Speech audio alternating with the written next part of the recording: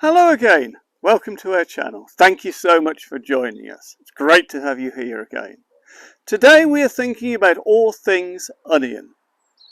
To start off with, we are harvesting a patch of our onions.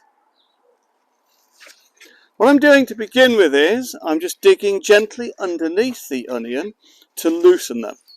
We prefer to do this rather than just pull the onions up. The onions are going to be stored, and so we don't want to risk damaging them in any way. So we've dug them underneath, we've loosened them up, and now we're very gently going to remove our onions.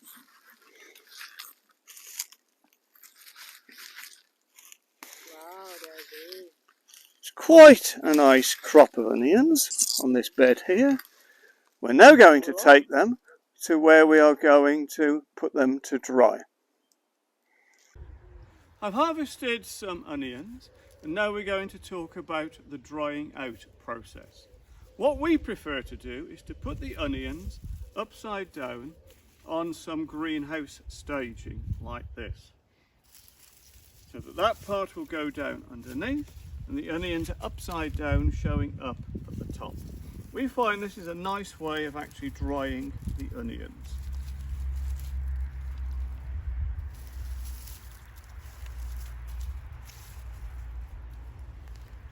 We take out any that are a little bit soft or that may not last as long as some of the others. But most of these are quite sound, and after they've dried off for a period of time, it should be possible to keep them, I think.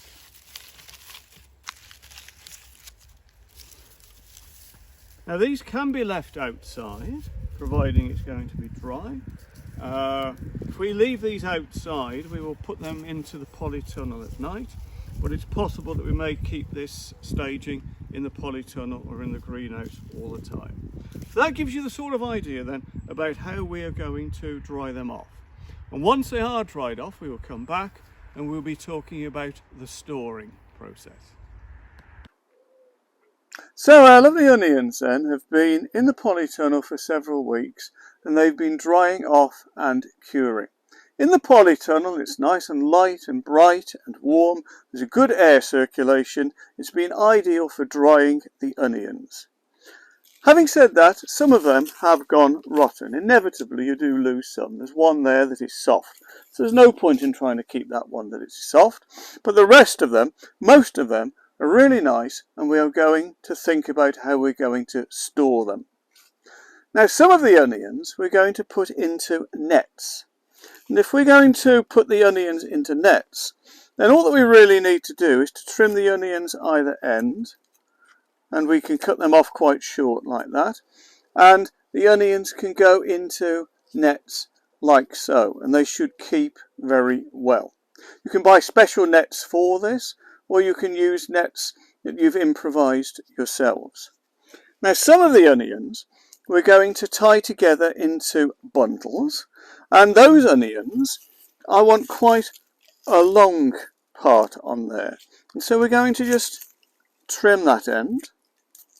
As far as the stalk part is concerned, I'm going to keep it about that sort of length, and then we're going to tie them together into bundles and then hang them up to dry and to store.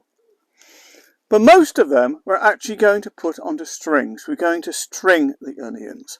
And the onions that we are going to string, we are going to tidy them up.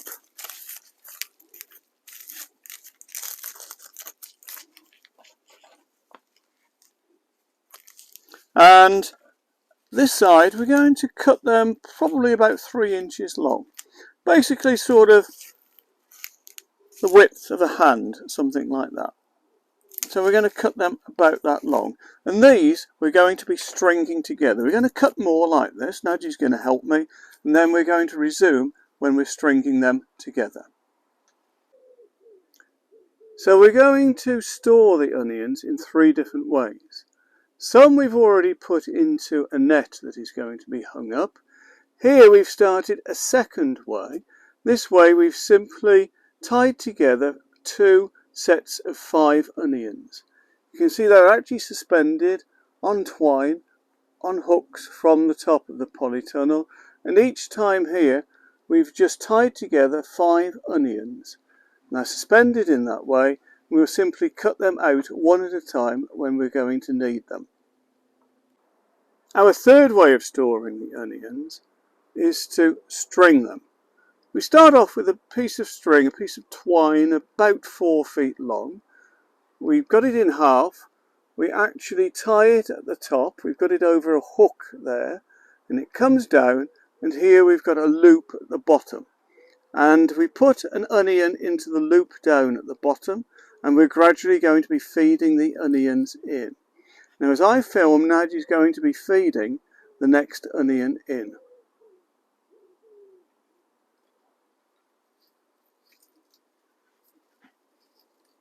So she's just twisting it around each of the 2 strings and feeding the onion in. Lovely, and then she's going to take another onion. And she's feeding that one in as well. And she's trying to get them balanced, going from one side to the other as she's stringing the onions.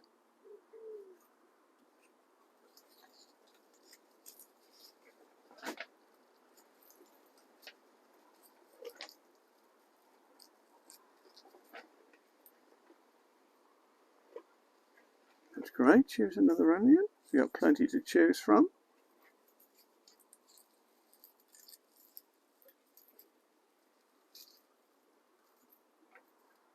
Okay, have one more.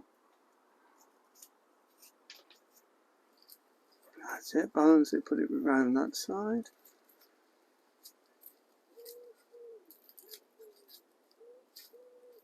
That's wonderful. So that's our idea then of how to string onions. We're actually not going to put any more on there for the moment. We don't want to put too many onions on at any one time. Okay, we don't want to make it too heavy, keeping it reasonably lightweight. So that's our third way of storing the onions then, by stringing them. In the end, Nadj added a few to the string, so she actually put 15 in total. So we've got 15 lovely onions on that string. And we're going to have to do, I think, 3 more strings to do this batch of onions. We've now come inside our kitchen. We're going to make some caramelized onion chutney. Sounds delicious. We've washed our onions, 700 grams, and we are now chopping our onions on the chopping board.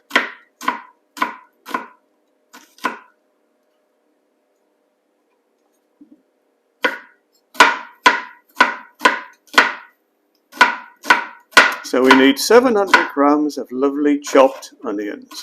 These are our onions that we harvested earlier in the garden. So I have our 700 grams of chopped onions ready for a caramelized onion chutney. These are the ingredients that we're going to add to our chopped onions to make a caramelized onion chutney. To begin with, 2 tablespoonfuls of olive oil, 1 tablespoonful of mustard seed, half a tablespoonful of cinnamon, 50 ml of balsamic vinegar, 150 ml of red wine vinegar, half a tablespoonful of nutmeg, 150 grams of brown sugar, and a pinch of salt. We're going to add the olive oil to the warmed pan. We then put the onions into the pan.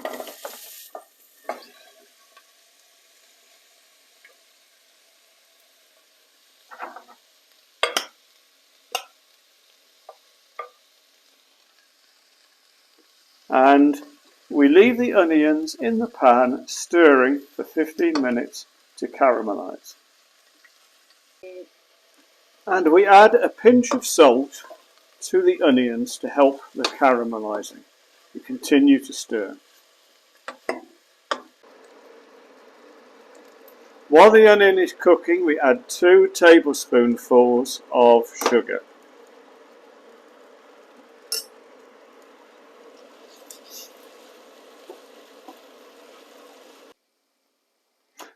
The onions have been cooking for 20 minutes, 3 minutes at a medium heat, 17 minutes at a lower heat. They're now soft, beginning to caramelise, ready to add the rest of the ingredients. To begin with, the mustard seed, then the cinnamon, balsamic vinegar,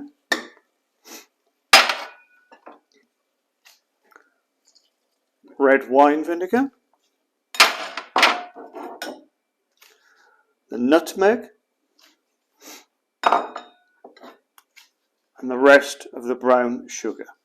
We've now got to stir and continue on a low heat.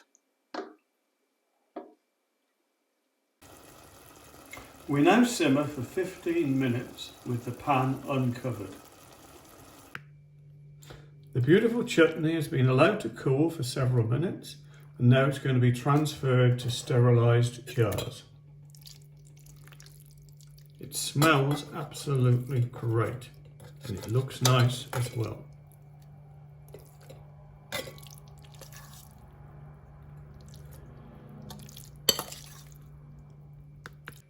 And so here we have our completed jar of caramelized onion chutney. It looks and smells delicious.